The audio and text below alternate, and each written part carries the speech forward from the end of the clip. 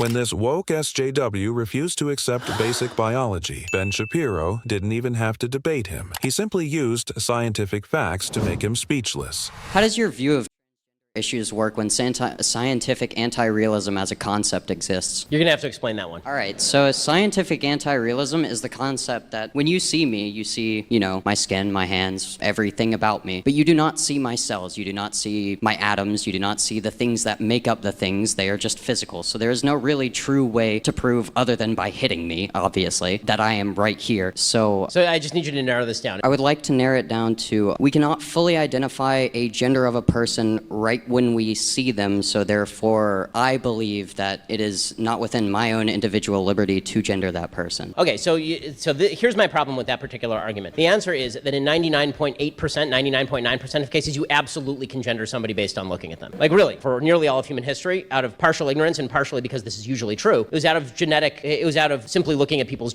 and assessing them based on their outward appearance, right? Which is still true for nearly all human beings on planet Earth at all times. You can't really describe someone without secondary characteristics and gender them into something. Well, I mean, you can based on primary characteristics if you can see their. Doctors do this literally at birth all the time, right? So this is but your point is correct. If somebody was male dressed as a female and I misgendered them and then they said, "Oh look, I'm male," zip, right? Then I would say correct. I would say for all of human history you were male. Now the standard is chromosomal, right? It's the SRNY gene and all of this. There is some objective standard, in other words, by which we can determine. The problem I have with the argument is that people are arguing that there is no objective standard, that no objective standard exists by which I can determine.